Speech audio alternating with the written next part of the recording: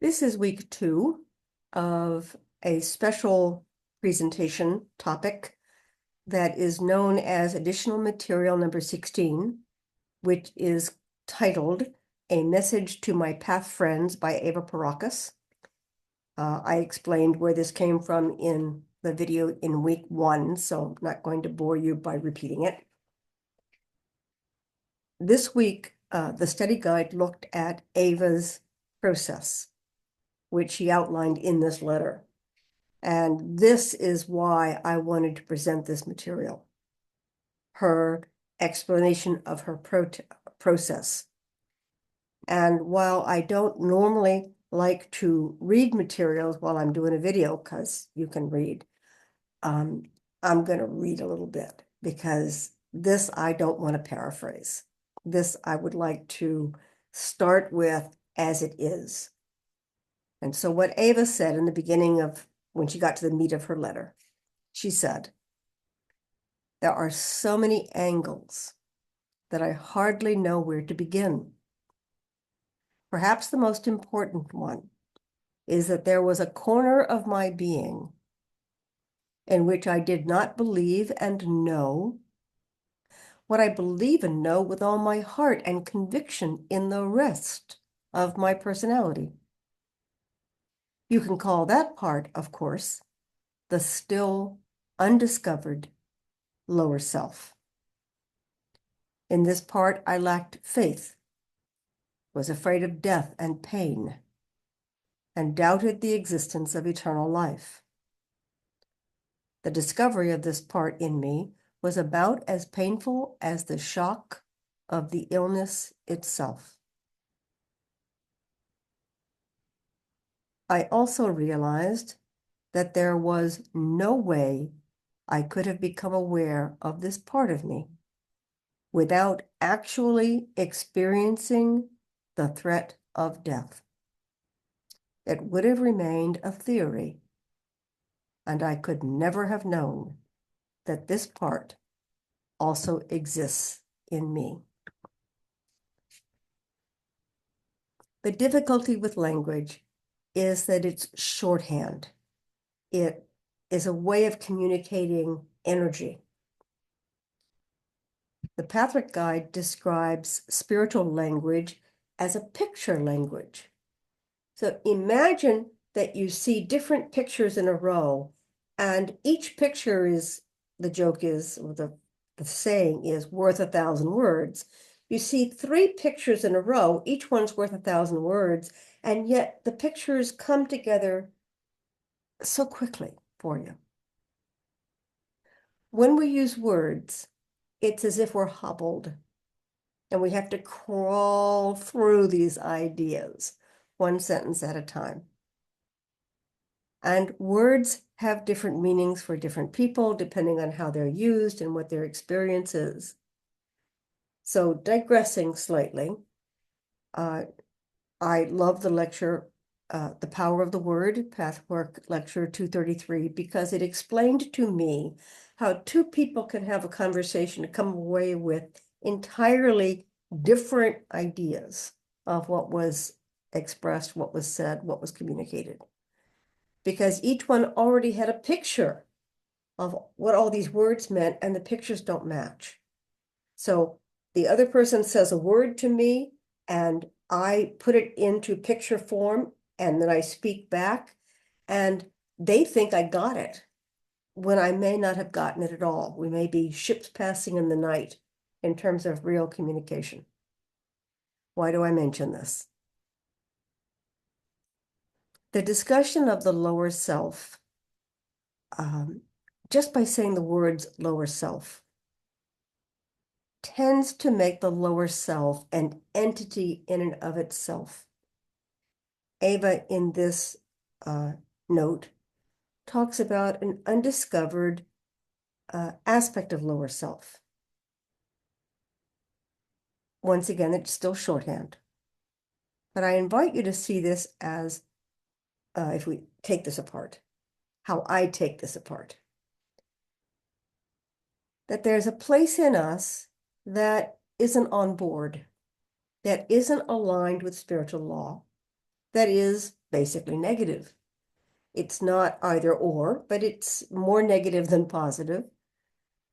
And it resists growth, education, development. And I like to joke that it's not stupid. It knows that if seen, it would be dealt with, so it hides. I think that people who pursue a spiritual path tend to be people who are willing to expose themselves. Well, the more you're willing to expose yourself, the more clever your lower self has to be.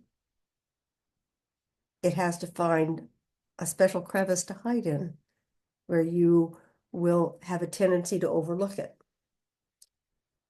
So in my personal process, I don't see the lower self as an enemy or a problem.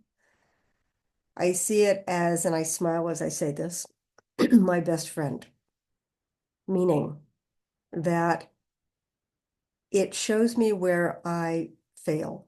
It shows me where I am in resistance. It shows me where I don't want to grow. It shows me anywhere that I am still in negativity.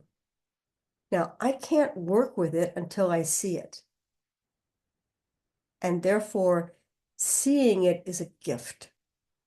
It's also disappointing. It challenges my pride. It challenges my self-image, my reputation. It can make me react in shame. It can make me gasp and be unwilling to go there. And yet, that's where the work is. I found that Eva's letter was stunningly open and generous and heartfelt about her process, that she had found a place in her that needed to be worked on, and acknowledged that the deep drama surrounding her illness and her accident and the cancer and all the medical help, and 18 months of being removed from her community, that there was a meaning to that, that there was a purpose to that. And to accept it while not saying, being happy about it, but to accept it. Most of us don't have quite that dramatic a circumstance, but if you do have that dramatic a circumstance, it is not easy to incorporate Pathwork principles instantaneously. Now, Eva Pierrakos had been coached or had been transmitting the lectures at that point for 20 years. She'd been reading the lectures, listening to the recordings, teaching people. She was well versed in Pathwork concepts. So that when this happened, she had the background. She'd done the homework that was needed for this aha moment. I know that a lot of people come into this work wanting help with their problems, and so did I. But the truth is that in the middle of a crisis, you really don't have the brain width, the bandwidth to take in spiritual concepts and do the homework and go through exercises and really get familiar with a lot of these ideas, so that it can help a little bit to come into a spiritual teaching or process. You can be attracted to, you can feel a resonance with, and it can help. It can feel like the potential is there. But the actual work is it's a day-to-day thing. And what I find in this letter is that Eva walked the talk. She went through the process, even though she might have thought herself above it. She might have thought that she shouldn't have to go through this, that it was a bit severe considering the wealth of I want to find a word for reputation. There was a wealth of experience and leadership and work that she had done. Doesn't she deserve an easier lesson? And so to have her say that she understood that this was the only way she could see this part of her, is what I'm describing as being particularly generous and wondrous. And it's what attracted me to this particular piece. So I would love you to read AD 16. I put the entire additional material on my website, and the study guide has 98% of it. It's quite an interesting document, unusual for Pathwork. So thank you for listening, and take a look if you'd like. Thanks.